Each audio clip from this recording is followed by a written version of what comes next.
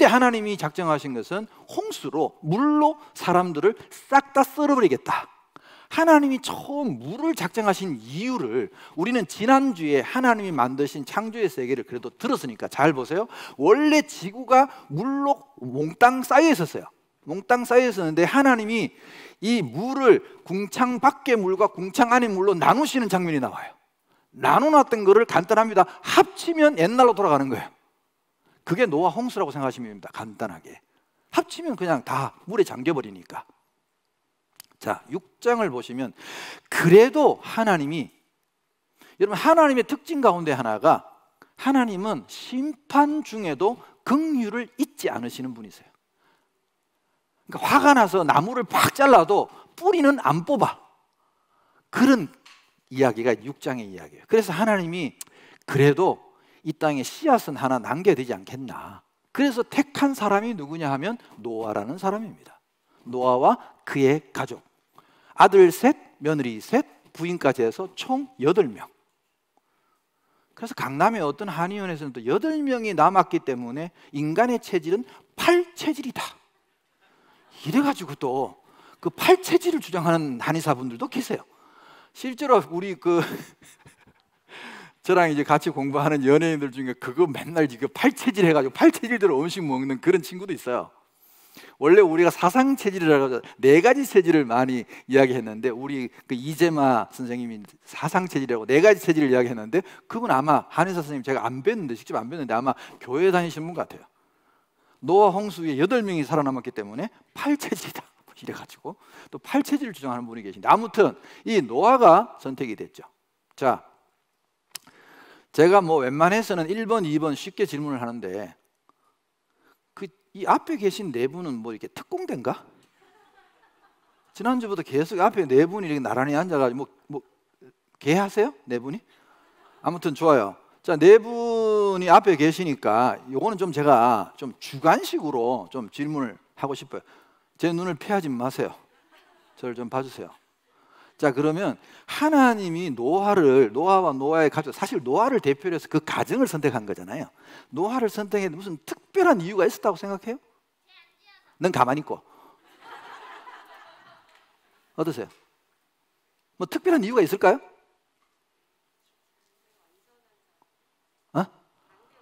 오케이. 야, 진짜 수준이 높다. 여러분, 노아하면 노아에 대한 우리가 가지고 있는 지금 기존 인식이 어때요? 노아는 당대의 완전한 자라, 의인이다, 이런 인식이 있죠. 그렇죠? 근데 여러분, 여기 함정이 있어요. 그러면 우리가 생각할 때에 하나님이 노아가 원래 의인이었으니까 하나님이 찜해서 뽑은 것 아닐까? 라는 생각을 하기가 쉬워요. 근데 우리가 알고 있는 대로는 아담 이후에 모든 사람은 다 뭐예요? 죄인인데 아무런 그것이 어떻게 노아가 의인이 됐겠냐는 거죠. 그리고 그런 어떤 의인이기 때문에 하나님이 우리를 구원해 주시는 게 아니잖아요. 솔직히 그건 구약이나 신약이나 똑같아요, 여러분. 그래서 여러분들이 성경을 읽으실 때 그냥 대충 읽지 마시고 좀 꼼꼼히 순서를 살펴가면서 읽는 버릇이 필요해요. 여러분이 성경을 대충 읽는 이유는 대체로 의무감으로 읽기 때문에 그래요. 그래, 일독해보자, 까짓 거 안 될 게 뭐 있냐, 그리고 막 이렇게 하니까 꼼꼼히 안 보시는 거예요. 근데 지난주에 제 이야기를 듣고 여러분이 좀 충격받은 이야기들이 많았죠. 여러분 아마 제일 충격받았던 게 그 선악과 그림이었을 거예요. 동산에 선악과 한 그루만 딸랑 있는 줄 알았더니 성경을 여러분 찾아보시면 알겠지만 동산 중앙에 생명나무도 옆에 딱 붙어 있었어. 사실은 한 그루 있었던 게 아니라고요. 자, 노아에 대한 이야기도 마찬가지예요. 교회 다니시는 분들이 대부분들이 노아는 의인이었기 때문에 하나님이 선택한 거 아니냐, 그러니까 나는 그런 순간에도 나는 선택 못 받을 것 같다, 뭐 이런 생각들을 하시는데 그렇지 않습니다. 자, 성경을 한번 보십시다. 6장 9절을 보세요. 이것이 노아의 족본이라. 노아는 의인이요 당대의 완전한 자라. 그는 하나님과 동행하였으며. 아까 밑줄 친 이야기가 또 나오죠. 근데 여러분 놀랍게도 8절을 보세요. 8절을. 자, 자, 6절부터 읽겠습니다. 땅 위에 하나님이 사람 지으셨음을 한탄하사 마음에 근심하시고 이르시되 내가 창조한 사람을 내가 지면에서 쓸어버리되 사람으로부터 가축과 기는 것과 공중의 새까지 그리하리니 이는 내가 그것들을 지었음을 한탄함이니라 하시니라. 그러나 버트 노아는 여호와께 뭐를 입었더라? 다시 크게, 노아는 여호와께? 아이고, 이게 먼저네? 여러분, 이게 먼저 아닙니까? 분명히 맞아요, 안 맞아요? 그러면 노아가 구절에 의인으로 하나님께 부름받은 것은 하나님께 뭘 얻었기 때문입니까? 은혜를 받았기 때문입니다. 할렐루야. 여러분, 이게 중요한 이야기입니다. 노아가 의인이라서 하나님이 선택해 준 것이 아니라 하나님은 그에게 은혜를 주셔서 그를 의인으로 선포해 주신 겁니다. 아멘입니까? 순서가 이렇습니다, 여러분. 노아도 자기가 의인이 된 것은 결국 하나님께 은혜를 받은 것이구나. 그래서 여러분, 하나님께 은혜를 받은 사람들의 특징은 에녹과 노아와 아브라함도 다 나옵니다. 성경에 하나님께 은혜를 받은 사람의 특징은 뭘까요? 하나님과 동행하였더라. 아멘. 여러분, 우리가 지금 하나님과 동행하고 있지 않습니까? 지금 현재 여러분이 지금 이 자리에 앉아 있는 것 자체도 하나님과 지금 동행하는 것 아닙니까? 우리가 어떻게 하나님과 감히 동행할 수 있습니까? 하나님께 은혜를 받았기 때문입니다. 하나님께 은혜를 입었기 때문입니다. 그렇지 않으면 우리의 자력으로, 내 도덕성으로 이렇게 할 수 없다는 걸 여러분 잘 아시지 않습니까? 그 구조가 똑같습니다, 여러분. 자, 그래서 이제 노아에게 하나님께서 한 가지 명령을 내리십니다. 내가 이 땅을 홍수로 다 썰어버릴 테니까 너는 이제부터 대피할, 말하자면 배를, 방주를 지으라고 명령을 하십니다. 우리가 잘 아는 이제 이 방주 이야기가 드디어 나오죠. 여러분, 방주를 또 뭐 어떤 그림에는 막 이렇게 막 배 모양처럼 이렇게 만들어 가지고 그렇게 이제 상상도를 그리시고 하시는 분들도 계신데, 사실 방주는 유선형일 필요도 없습니다. 방주는 여러분 일단 이렇게 노가 필요 없습니다. 노를 저어 가지고 빨리 가야 할 이유도 없고, 방주라는 것은 안전하게 떠 있기만 하면 되는 배 종류입니다. 그렇죠? 그래서 원래 이 방주에는 이렇게 유선형으로 생기거나 그렇지 않았다고 저는 봅니다. 그냥 가장 안전하게 떠 있을 수 있는 구조의 배였다고 생각합니다. 방주를 지으라고 했는데, 이 노아가 성경에 보면 산 꼭대기에서 방주를 짓기 시작합니다.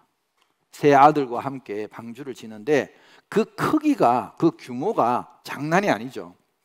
여러분, 방주의 규모를, 크기를 제가 대략 한번 해봤는데, 성경에 있는 이제 규빗이나 이런 건 우리가 잘 단위를 모르니까 지금 우리 이제 규모로 말하자면 길이가, 배의 길이가 약 한 135m. 실감이 안 나시는 분은 지금 나가서 100m를 뛰고 오면 합니다. 135m. 그 다음에 너비가 약 한 22.5m, 약 23m라고 합시다. 23m. 높이가 약 한 14m 가까이 됩니다. 그렇게 되는 이제 큰 방주, 그 배죠. 배인데, 이 방주의 크기가 우리가 이제 사람들이 생각할 때에 우리가 상상하는 이상으로 되게 큽니다. 왜냐하면 이 안에 하나님께서 살리시기를 원했던 이 땅에 있는 모든 생물들 한 쌍씩이 들어가야 하기 때문에 그 공간이 필요했고, 이 생물들이 적어도 1년 동안 견딜 수 있는 양식 저장고가 필요했기 때문에 이 배의 공간은 우리가 상상했던 것보다 훨씬 여러분 크다고 보시면 됩니다. 참 놀라운 것은, 여러분, 현재 세계에서 조선업 분야에서 세계 최고가 어느 나라일까요? 예, 우리 한국입니다. 정말 자랑스럽죠. 예, 올해도 우리가 세계 선박 수주량의 거의 반을 다 휩쓸었습니다. 그것도 다 고급 업종만, 비싼 배만 저희가 만듭니다. 싸구려는 중국에 조금씩 던져줍니다. 우리가 던져주고, 우리가 다 비싼 배만 다 골라서 수주를 하는데, 참 이순신 장군의 후예답게 이 전 세계에서 조선업 1위라는 영광스러운, 그러고 보면 우리가 혹시 노아의 직계후손이 아닐까, 막 이런 생각을 합니다. 저는 감히.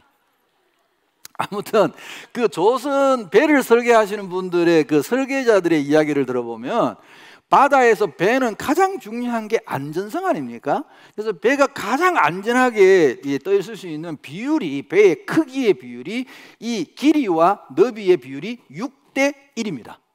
방주가 정확하게 6대 1입니다. 신기하지 않나요? 이게 가장 안전한 비율이 6대 1인데 이미 방주가 그 비율을 갖고 있었다는 거죠. 그러고 보면 조선 설계하는 분들이 성경에 이걸 눈치를 챘을지도 모릅니다. 왜냐하면 이 노아 홍수라는 어마어마한 이 큰 경랑 속에서 살아남았으니까 이 배의 구조가 가장 안전했다 하고 설계하는 사람들이 이 성경에서 힌트를 얻지 않았나 하는 개인적인 뇌피셜입니다. 아무튼 이 방주는 크기가 축구장의 한 1.5배 정도 됩니다. 농구장 20개를 합친 그런 크기입니다. 자, 그러면 우리가 생각할 때 하나님께서 그 당시에 존재하는 이제 생물들을 방주를 다 짓고 나면 한 쌍씩 들여보내라 그랬습니다. 물론 이제 그 부정한 동물, 정한 동물로 해가지고 정한 동물은 7쌍을 넣으라 그랬는데 그건 숫자에 별로 영향을 못 끼칩니다. 여기서 정하다 부정하다의 기준은 하나님께 나중에 제물로 드릴 수 있느냐 없느냐의 문제이기 때문에 하나님께 제물로 드릴 수 있는 정한 동물이 별로 없습니다. 많지 않습니다. 뭐 양, 소, 염소, 뭐 비둘기 뭐 이 정도 되니까 사실 숫자적으로는 거의 영향력을 끼치지 않는다고 보시면 돼요. 그냥 한 쌍이라고 보시면 됩니다. 한 쌍씩을 다 집어넣는데 여러분 생각에는 그 방주에 그 많은 동물들이 어떻게 다 들어갔을까라는 살짝 그런 의심은 아니고 생각이 드시죠? 제가 안 들면 넘어가려고요. 여러분들이 궁금해 하시면 제가 한번 이야기를 드리려고 합니다. 항상 저의 소신은 그렇습니다. 여러분이 별로 흥미없는 이야기는 오래 하고 싶지 않습니다. 저는 빨리빨리 넘어가가지고 여러분이 좀 재밌어하고 또 관심 있어 하는 이야기를 주로, 왜냐면 시간도 부족한데 제가 뭐 1년 내내 하는 것도 아니고 하니까. 관심 있으세요? 그래요. 자, 제가 한 거 아닙니다. 미리 말씀드리지만 방주는요 길이, 너비, 높이가 있기 때문에 부피가 계산이 됩니다. 그러면 들어가는 동물이 몇 마리가 들어갈 수 있는지를 계산할 수 있습니다. 아니 목사님, 동물의 크기가 다 다른데요.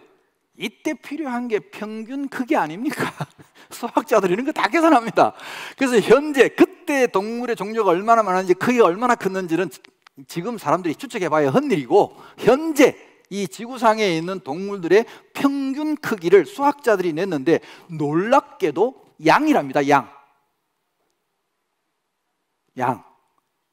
양이 평균 크기래. 코끼리부터 시작해서 뭐 다 해봤는데 평균 크기가 양이랍니다. 그러면 양이 방주에 몇 마리 들어갈 수 있느냐를 계산해보면 나오겠죠, 답이. 여러분, 양이 이 방주 안에 들어갈 숫자가 몇 마리 정도나 될 것 같습니까? 그냥 마구잡이로 이야기해보세요. 자, 100마리?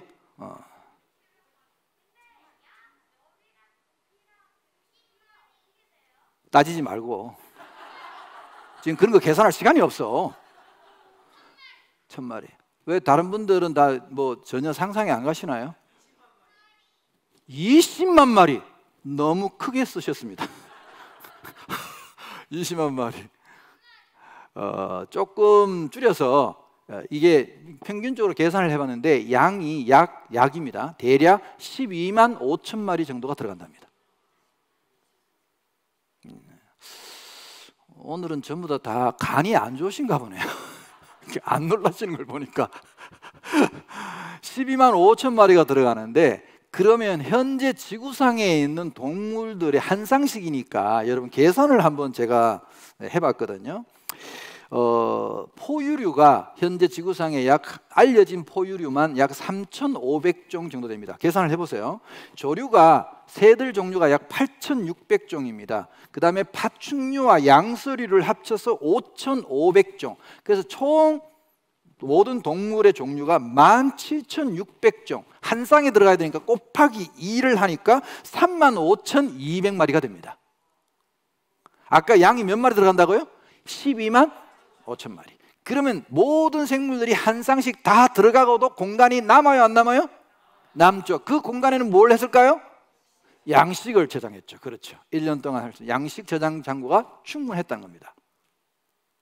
제가 참 예전에 한번 깜짝 놀랄 설교를 들어봤습니다. 성경에 다 기록이 돼 있는데 이렇게 말씀하시더라고요. 여러분, 방주에는 곡식 저장 창고 이런 게 필요가 없었습니다. 하나님의 은혜로 모든 동물들이 거기 들어가서 하나님께 순종함으로 말미암아 한 하루의 곡식도 먹지 않고 방주 기간 동안 참아냈습니다. 할렐루야. 여러분, 성경에는 분명히 노아에게 동물들이 먹을 곡식을 저장하라고 명령까지 해놨는데 참.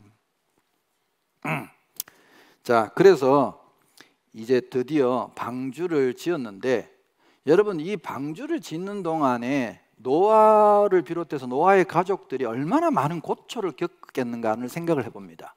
그러니까 예를 들어서 사람들이 뭘 만드니까 이웃들이 와서, 친척들이 와서 노아에게 물었지 않겠습니까? 뭘 만들어? 뭘 그래 열심히 만들어? 그러니까 방주를 만들어. 방주는 뭐 하는 건데? 물에 띄우는 배 같은 거야. 그래? 야, 너 미친 거 아니야? 배를 바닷가에서 만들어야 되지. 여러분, 조선소가 바닷가에 있습니까? 산꼭대기에 있습니까? 바닷가에 있지 않습니까? 지금도. 근데 어떻게 산꼭대기에 배를 만들어? 너 미친 거 아니야? 이 긴 기간 동안에 노아는 참 많은 조롱과 멸시를 받고 아마 놀림을 당했을 겁니다. 그래도 그는 묵묵하게 하나님이 말씀하신 대로, 그래서 6장을 7장을 쭉 읽어보면 계속해서 뭐라고 나오느냐, 노아는 하나님의 말씀을 준행하였더라. 이게 계속 반복적으로 나옵니다. 누가 뭐라고 하든지 하나님이 시키는 대로 다 했다는 겁니다. 사실 노아도 인간이니까 우리도 은혜 받고 하나님을 믿지만 때때로 너무 막 어려움이 많이 생기고 사람들이 막 공격을 하고 하면 스스로에게 약간의 회의감도 들고, 내가 지금 가는 길이 맞나? 내가 하는 일이 맞나? 이렇게 내가 신앙생활을 하는 게 맞나? 이런 생각이 들 때도 있지 않습니까? 그럴 때마다 하나님이 어떤 사건을 통해서 우리에게 또 다른 확신을 주시고, 그래서 우리가 또 끼어서 또 가는 거죠. 저는 노아가 이 긴 시간 동안 이 방주를 짓는 기간이 얼마가 됐는지는 아무도 모릅니다. 이 120년이라는 숫자가 여기 방주 짓는 데 나오는데, 어떤 학자들은 방주를 짓는 기간이 120년이었다고 하고, 어떤 사람들은 홍수가 끝나고 난 뒤에 사람의 수명이 120년으로 제한되었다고 하기도 합니다. 이건 정확하게 이게 뭐라고 말할 수가 없어요. 아무튼 방주 짓는 기간이 그리 짧지는 않았을 거라고 생각합니다. 여러분 상상해 보세요. 이 4사람의 남자가 이렇게 큰 배를 지으려면 뭐 1, 2년 갖고 되겠습니까? 이 오랜 기간 동안에 배를 짓다가 그런 의심도 들만한데, 하루는 노아의 그 모든 답답함과 사람들에게 놀림받던 것을 한순간에 깨는 사건이 벌어졌어요. 이건 사실은 영화로도 사실은 만들어져 가지고 우리한테 보여줬던 건데, 여러분, 어느 날 이제 하나님께서 동물들을 한 쌍씩 다 짝을 지어가지고 방주로 보내기 시작합니다. 저는 이런 생각을 해봤어요. 여러분도 한번 이런 상상을 해보세요. 성경을 여러분이 재미있게 읽는 방법 중에 하나가 저처럼 이런 사건에 들어가서 여러분이 방주를 한번 지어보고 이 기간을 한번 생각해보고, 그러면 되게 여러분 재미있는 사건들이 많이 일어납니다. 그래야 성경이 재밌어요. 여러분 한번 상상을 해보세요. 만약에 하나님께서 방주 짓는 것만 해도 사실은 어렵고 힘든 일인데, 노아야 방주를 다 짓걸랑 총 17,600종이 되는 동물들을 다 찾아다니면서 건강한 암컷과 건강한 수컷 한 쌍씩을 잡아다가 가득 채워라. 오메, 이건 여러분 방주 짓는 것보다 더 어려운 일 아닙니까? 이걸 어떻게 합니까 우리가? 그래서 성경에 보면 동물을 잡아라는 말이 없어요. 다행히 하나님이 여러분 이 천지 만물 가운데 우리 인간을 포함해서 이 지구상에 있는 이 천지 만물 중에서 하나님 말씀을 거역하고 하나님 말씀을 안 듣는 존재는 누구뿐입니까? 인간뿐이야. 알기는 다 알아. 하여튼 인간뿐이야. 그러니까 동물들은 다 하나님의 창조 질서에 지금도 다 순종해. 아멘? 그러니까 하나님이 이제 전 세계에 있는 동물들에게 선포를 했지. 야, 니들끼리 알아서 제일 괜찮은 애들 컨테스트 해가지고 1등 암수 한 쌍씩 뽑아가지고 보내. 그 자기들끼리 다 이제 컨테스트 해가지고 제일 괜찮은 애들 암수 한 쌍씩 딱 이제 웨딩 마치를 올리면서 오는 거예요. 좀 상상을 해봐. 얼마나 재밌나. 그 영화에 나온다니까? 한 쌍씩 줄 쫙 맞추고 오는데 나는 또 그게 재밌는 상상도 해봤어요. 여러분 하나님은 질서의 하나님이니까 동물들은 하나님 질서에 따라서 쫙 차리더라고. 영화에 보면 쫙 오는데 개미 부부가 이제 빨리 가자 방주로 열심히 오고 있는데 해필이면 뒤에 코끼리 부부가 섰네. 어떡하면 좋아. 코끼리 부부가 갈 수가 없어. 개미 부부는 나름 열심히 가는 거야. 빨리 가자, 빨리 가자 하는데 5시간 지나니까 1m 가고 있어. 코끼리가 너무 기다려 지쳐가지고 빨리 좀 가자. 그랬더니 개미가 한 100m는 뛰어 올라가지고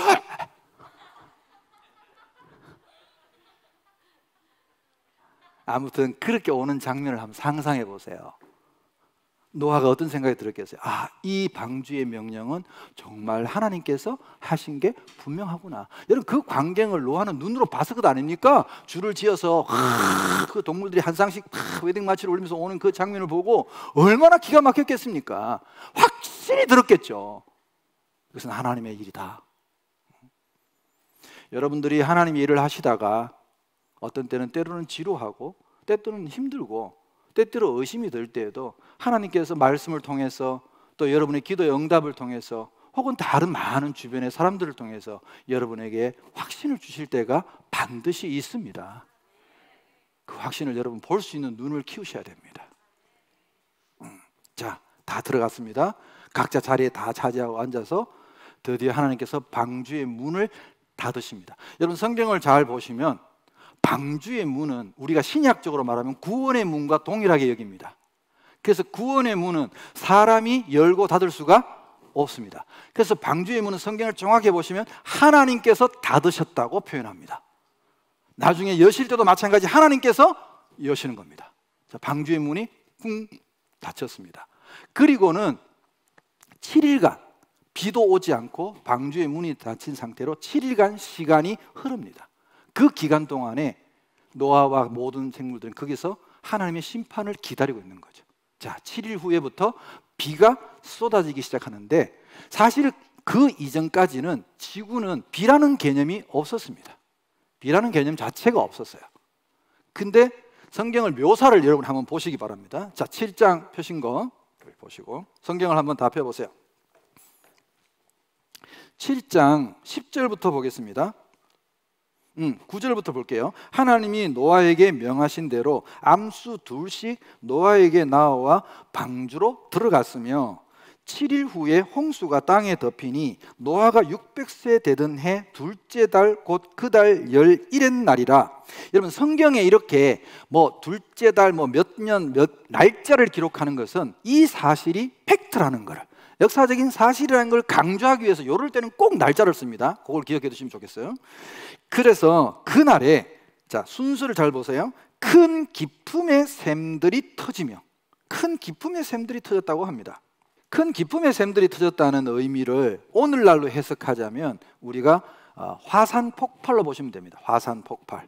화산이 전 지구적으로 터지면서 큰 기품의 샘들이 터지면 뭐가 나오느냐? 여러분, 화산이 폭발하면 우리가 아는 상식으로 이야기해 보면 제일 먼저 나오는 게 뭘까요? 예, 용암이 나옵니다. 용암이 흘러나오고, 용암은 계속 흘러나오진 않습니다. 일정량 나오고 나면 용암은 곧 그치고 그 다음에 나오는 게 뭡니까? 정말 이 교회는 아이들만 천재인 것 같습니다. 그래도 현재는 미약하지만 미래는 밝습니다. 이 교회가. 이 아이들이 다 천재야. 어떻게 이렇지? 진짜? 그렇죠. 화산재라는 연기 비스무리한 게 나옵니다. 이게 사실은 그게 연기 같지만 그걸 화산재라고 이야기하니까 우리가 그게 수증기인 줄, 물인 줄을 모릅니다. 그게 다 물입니다, 여러분. 수분이란 말, 수증기란 말이죠. 그 뜨거운 수증기가 하늘로 꾸역꾸역 오르는 장면을 여러분 연상하시면 됩니다. 자, 그래서 이 지구라는 자체가, 이게 이제 우리가 처음 하나님께서 인간을 살게 하기 위해서 원래 이게 물로 다 덮여 있었는데 하나님께서 궁창 안의 물과 궁창 밖에, 궁창은 지구입니다. 그러니까 지구 대기권 안의 물과 대기권 밖의 물로 나누었다고 성경은 이야기합니다. 그걸 액면 그대로 여러분 우리가 믿으셔야 됩니다. 그래서 나누어서 이 지구 주변에 물층이 이렇게 둘러싸고 있었다고 보십니다. 둘러싸고 있었는데 이게 말하자면 지구의 온실 효과를 불러일으켜가지고 아담과 하와가 에덴 동산에서 옷을 입지 않아도 사계절 살 수 있었던 이유이기도 합니다. 그리고 이 온실 효과가, 이 수증기가 대기권 밖에 있던 수증기가 태양으로부터 오는 광선 중에서 우리 몸에 나쁜 모든 광선을 다 차단합니다. 그래서 직사광선이 아니라 다 간접 조명으로 우리에게 비쳤기 때문에 인간의 수명도 길었고, 여러분 실제로 인간의 노화는 피부 노화로부터 시작합니다. 피부가 노화되면 인간은 늙기 시작하고 마침내 죽게 되는 거죠. 그래서 피부가 좋으신 분일수록 오래 살 가능성이 높다고 합니다. 그래서 지금도 우리가 태양의 광선을 막기 위해서 막 차단제도 바르고 그런 이유가 있습니다. 실제로 여러분 그 태양에서 오는 이 직사광선 때문에 사람들의 노화가 그리고 수명이 짧아진다는 것은 이미 검증된 사실입니다. 예를 들어서 우리나라에 있는 사람하고 적도 부근에 사는 사람들의 평균 수명은 약 15년에서 20년 정도 차이가 납니다. 이건 태양 광선에 의해서 결정이 되는 겁니다. 실제로. 아무튼 여기 다 차단하고 있어서 나눠놨던 이 물이, 이 수증기가 어떻게 그럼 지구에 쏟아지게 되느냐. 일단 땅에서 화산 폭발이 일어나면서 아까 용암이 흘러나오고 그 다음에 화산재가, 여러분 이 수증기는 용암에서 달구어진 뜨거운 수증기입니다. 맞죠? 이 뜨거운 수증기가 꾸역꾸역 올라갑니다. 그러다가 이 지구를 그 당시에 둘러싸고 있던 찬 수증기랑 만나게 됩니다. 그래서 뜨거운 수증기랑 찬 수증기가 만나면 과학적 용어로 응결 현상이라고 일어납니다. 응결. 그래서 그게 물방울이 굵어지면 밑으로 떨어지는 거죠. 그게 오늘날 우리가 말하는 비입니다. 비. 그래서 지금 인공 강수를 사람이 인간적으로 막 억지로 비를 내리게 하는 원리도 이 원리와 똑같습니다. 자, 큰 기품의 샘들이 터졌다는 것은 화산 폭발을 보시면 됩니다. 그래서 사실은 전 지구상에는 언제 이렇게 많은 화산이 있었지라고 아무도 밝힐 수 없는 수많은 화산이 전 지구적으로 존재하지 않습니까? 산에만 있지 않습니다. 바다 밑에 해저 화산도 있습니다. 그 말은요, 노아 홍수 사건 때 전 지구적으로 화산이 폭발했다는 것을 우리에게 증거하는 겁니다. 이 표정 뭐죠? 뭐 아니면 다른 이유를 설명해 봐요. 전 지구상에 왜 이렇게 화산이 있어? 바다 밑에도 있고 왜 있냐고. 이걸 어떻게 설명할 거냐고. 지금 아무도 과학자들도 그걸 설명 못 합니다, 여러분. 이 터진 거예요. 자, 올라가서 그 다음에 보세요. 성경을 기가 막힙니다. 큰 기쁨의 샘들이 터지며 11절. 그 다음에 뭐예요? 하늘의 창문들이 열려. 하늘의 창문들이 뭡니까? 저게 지금 우리 지구를 덮고 있던 저 수증기가 하늘의 창문이야. 저게 뜨거운 거하고 만나니까 열린다는 거예요. 쏟아졌다는 거야. 그러니까 여러분 그때 비는 지금 우리가 보는 비랑은 수준이 달라요. 그냥 물폭탄이라고 보시면 돼요. 물폭탄. 최근에 여러분 나 이런 거 좋아하면 안 되는데 최근에 여러분 이번 여름에도 그렇고 우리나라만 쏙 빼고 양쪽에서 일본, 중국 막 그냥 하나님이 쏟아 부었잖아요. 뉴스 많이 들으셨죠? 그야말로 그런 게 물폭탄인데 이거는 비교도 안 될 정도의 물폭탄이 이때 확 쏟아진 거예요. 막 늘어나죠.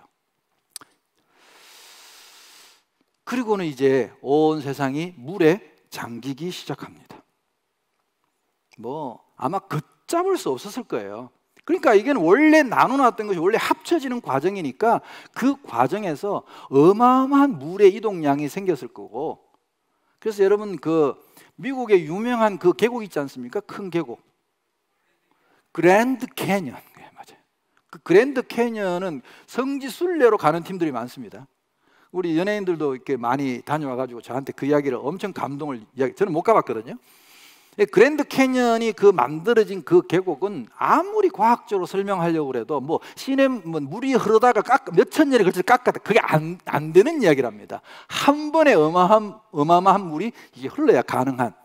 그래서 언제 기회가 되시면 그랜드 캐년도 꼭 한번 가보시면 노아의 홍수의 흔적을 어디보다도 더 강력하게 볼 수 있을 겁니다. 아무튼 그런 막 대격변이 막 일어나기 시작하는 거죠. 천지가 뒤집어지는 이제 그런 사건이 벌어진 것이 노아의 홍수 심판입니다. 그리고 이제 완전히 땅이 물에 다 잠겼을 때, 여러분 자 잠기는 장면을 한번 볼까요? 자 17절. 홍수가 땅에 40일 동안 계속된지라 주야로 밤낮으로 40일을 쏟아졌습니다. 물이 많아져 방주가 땅에서 떠올랐고, 원래 방주가 어디에 있었죠? 산꼭대기에 있었잖아요. 다 잠긴 겁니다. 떠올랐고 물이 더 많아져 땅에 넘침에 방주가 물 위에 떠다녔으며 물이 땅에 더욱 넘침에 천하의 높은 산이 다 잠겼더니 물이 불어서 15규빗이나 오르니, 그러니까 지구상의 제일 높은 산 꼭대기까지 다 잠기고도 그 위에 물이 15규빗이라는 게 잘 모르겠죠? 6m 75cm, 약 7m가 더 잠겨버렸다는 거예요. 그러면 전 지구상의 땅이라고는, 흙이라고는 하나도 남지 않고 싹 다 잠겼다는 거예요. 이게 원래 창세기 1장 2절에 나오던 지구의 모습이라고 봅니다. 저는 다 잠겼죠. 그래서 땅 위에 움직이는 생물이 다 죽었으니 그 새와 가축과 들짐승과 땅에 기는 모든 것과 모든 사람이 다 죽은 거죠. 그래서 22절에 보면 육지에 있어 그 코에 생명의 기운에 숨어 있는 것은 다 죽었더라. 다행히 코로 숨쉬지 않았던 물고기들은 좀 살아남았어요. 실제로 이때 물고기들은 살아남았다고 봅니다. 어느 정도. 물론 이 경랑 때문에 약한 고기들은 다 죽었겠지만, 나중에 요한계시록 쪽에 보면 여러분, 하나님의 마지막 심판 때는 물고기를 콕 집어서 물고기도 다 죽는다고 나와 있어요, 성경에. 아무튼 물이 150일을 땅에 넘치고, 딱 이 지구상의 그림을 그리자면 온통 물에 잠긴 이 지구 위에 일엽편주, 방주 하나만 달랑 떠 있는 이제 그런 모습이 되었겠죠. 이게 뭐 방주의 모형이라고 하는데 좀 거시기합니다. 요즘 뭐 어디에서 보니까 이렇게 목공하고 이렇게 목공이 하시는 분들이 방주를 이렇게 모형을 만드시고 하는 분들도 많더라고요. 그래서 방주에 대한 이야기가 뭐 터키의 아라산에서 뭐 방주에 대한 어떤 뭐 유튜브 영상들이 되게 많지 않습니까? 너무 뭐 이런 모양일까 저런 모양일까 거기에 너무 이렇게 중심을 두지 않으셨으면 합니다. 방주라는 게 분명한 사실이니까. 어쨌든 8장에 보시면 하나님께서 이제 홍수를 드디어 그치고 물이 이제 감하게 되는 이제 순서도 잘 보세요. 8장 2절을 보세요. 기품의 샘과 하늘의 창문이 닫히고, 아까 열리는 순서대로 닫았습니다. 기쁨의 샘을 먼저 터뜨리고 하늘의 창문을 열었는데, 이게 기쁨의 샘을 닫고, 기쁨의 샘이 닫아져야 이제 더 이상 안 쏟아내리니까 하늘의 창문이 닫히고 하늘에서 비가 그침에 물이 땅에서 물러가고 점점 물러가서 150일 후에 줄어들고, 일곱째 달 곧 그 달 11의 날에 방주가 아라랏산에서 머물렀습니다. 그래서 물이 점점 줄어들어서 그 달 초하룻 날에 산들의 벙우리가 보였더라, 이렇게 나옵니다. 자, 그러면 여러분 이런 의문을 가질 수가 있습니다.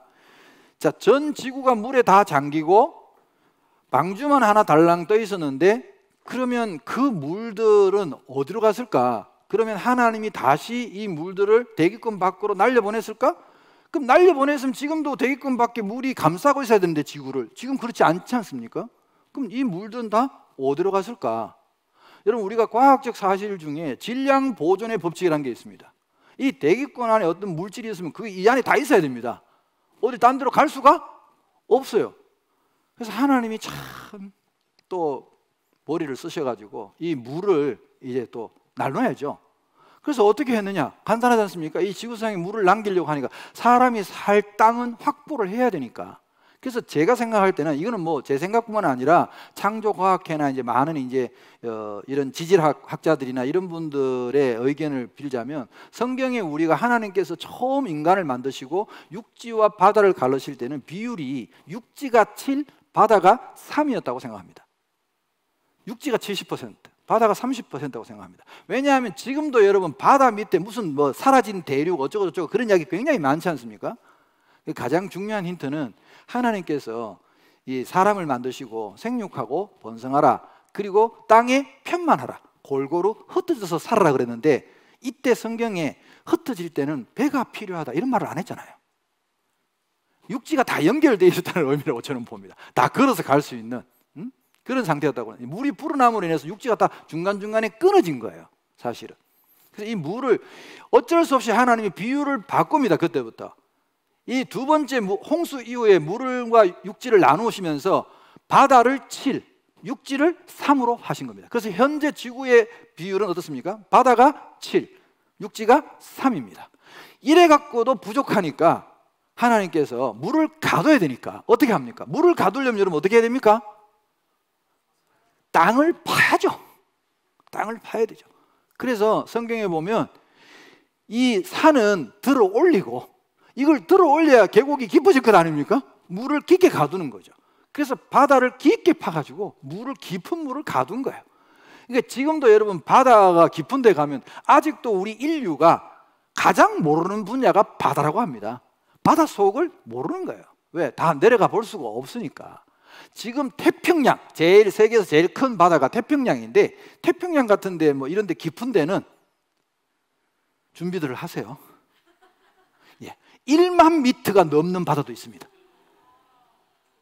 지금 안 놀라시는 분들은 좀 가보고 오세요, 제발. 진짜 1만 미터, 햇빛도 안 들어갑니다. 햇빛도 안 들어가. 그 속에 뭐가 있는지도 모릅니다. 그러니까 바다를 깊게 파고 산은 들어 올려가지고, 그래 에베레스트라든지 막 히말라야라든지 이런 산들이 막 엄청나게 높지 않습니까? 여러분 놀라운 사실은 에베레스트 산 꼭대기에 조개 화석이 나옵니다. 조개 화석이 나와요. 에베레스트 이런 산 꼭대기. 왜? 그게 옛날에는 바다였다는 증거 아닙니까? 산 꼭대기에서 어떻게 조개가 나옵니까? 옛날에 바다였다는 증거가. 자, 성경을 한번 찾아봅시다, 여러분. 시편 104편. 이걸 제가 그냥 마음대로 이야기하면 안 되니까 성경의 증거를 찾아봐야죠. 시편 104편을 찾아봅시다. 6절부터 보겠습니다. 6절부터. 시편 104편 6절부터 제가 읽을게요. 여러분 눈으로 확인했어요. 옷으로 덮음같이 주께서 땅을 깊은 바다로 덮으심에 물이 산들 위로 솟아올랐으나 주께서 꾸짖으시니 물은 도망하며 주의 우레 소리로 말미암아 빨리 가며 주께서 그들을 위하여 정하여 주신 곳으로 흘러갔고 산은 오르고 골짜기는 내려갔나이다. 그래서 9절을 보시면 주께서 물의 경계를 정하여 넘치지 못하게 하시며 다시 돌아와 땅을 덮지 못하게 하셨나이다. 여러분 잘 생각해 보세요.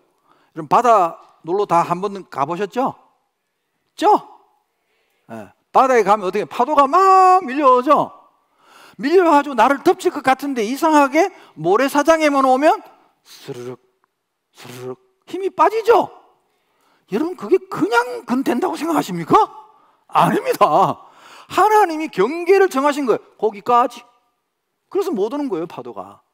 네. 정상적인 바다는 다 그렇게 순종합니다. 다 주께서 경계를 정하셨다고 나와 있어요. 또 누가 계산을 해봤어요. 바다의 평균 깊이를 200m로 만들면 어떻게 되냐? 지구의 80%가 잠긴답니다. 아시겠어요? 1만 미터씩 파놓고 막 이렇게 파놨으니까, 그러니까 물의 양은 지금 지구를 전체 덮을 양이 지구에 있습니까? 없습니까? 있습니다, 현재도. 그걸 지금 땅을 파서 지금 감춰놓은 거예요. 그 나머지는 어디로 가서 이걸 다 됐을까요? 안 됐어요. 하나님 그래서 골치 아파요. 욥기서 펴보세요. 욥기서 37장 10절. 자, 욥기서 37장 10절. 하나님의 입김이 얼음을 얼게 하고 물의 너비를 줄어들게 하느니라. 너무나 과학적인 이야기야. 정말로. 정말 디테일하지 않아요, 여러분? 성경이 너무나 과학적인 이야기야. 부피를 줄였다는 겁니다. 물의 부피를 얼려가지고. 그래서 지금 북극과 남극에 얼려놓은 거야, 하나님이. 부피를 줄인 거야. 11절. 또한 그는 구름에 습기를 실으시고 그의 번개로 구름을 흩어지게 하시느니라. 그는 감싸고 도시며 그들의 할 일을 조종하시느니라. 그는 땅과 육지 표면에 있는 모든 자들에게 명령하시느니라. 이게 뭔 소리냐? 자, 제가 종합적으로 말씀드리겠습니다. 자, 물을 일단 바다 면적을 늘려가지고 물을 거기다 가두고 깊이 파서 가두고, 그래도 모자라니까 부피를 줄여서 북극에 얼리고 남극에 다 얼리고, 그래도 물이 남으니까 구름의 하늘에 올려갖고 얘를 대류 현상이란 걸 만들어가지고 뺑뺑이를 돌리잖아요. 돌리고 계속. 여기 조종하신다 해놨잖아. 여러분이 비행기를 타고 하늘에 딱 올라가면, 여기서는 맑은 하늘인데 비행기 타고 하늘에 딱 올라가면 구름 없는 데가 없죠. 구름이 다 위에 떠 있어. 왜? 대기 중이야. 이걸 계속 돌려야 되니까. 여러분 이거 하나님이 나 오늘 너무 귀찮다 하루 안 우리 다 죽습니다. 이걸 돌려야 되지, 하나님이. 그래서 하나님이 운행하시지 않으면 우리 다 죽는 거예요. 하나님 손 놓는 순간 다 죽는 거예요. 그 지금 우리가 막 하도 뭐 떼가지고 지금 막 북극이 자꾸 녹아가지고 어떻게 됩니까 지금? 계속 해수면 상승해가지고 지금 막 난리, 지금 탄소 뭐 어쩌고 막 난리잖아요 지금 세상이. 50년 안에 일본은 잠길 거라고 하는 희소식이 있습니다. 우리 조상님들은 이 도시를 잘 정해놔가지고 그 와중에 또 중국 이 서쪽 해안이 다 잠긴답니다. 상하이 뭐 이쪽으로 다 잠긴답니다. 이 시뮬레이션을 봤는데 싹 다 잠기고 우리와 중국은 멀찍이 좀 떨어진답니다. 할렐루야. 좀 떨어지고 떨어지고 이상하게 우리나라는 별 피해가 없대요. 우리나라는 별 피해가 없고, 여러분 이 사실이 지금 얼마나 심각하냐. 얼마 전에 뉴스에 보니까 유엔에서 이 기후 때문에 이제 물에 막 잠길 걸 대비해 가지고 해양 도시를 시범적으로 만들기로 했는데 이번에 우리 부산시가 선정이 됐습니다. 그래서 유엔에서 돈을 들여 가지고 수상 도시를, 바다 위에 이제 도시를 짓는 게 유엔의 주관 아래서 우리나라에서 시행된답니다. 그 왜 우리나라냐 했더니 물이 불어났을 때 제일 안전한 나라가 대한민국이랍니다. 참 감사하죠. 네. 자, 이게 노아 홍수의 이야기입니다.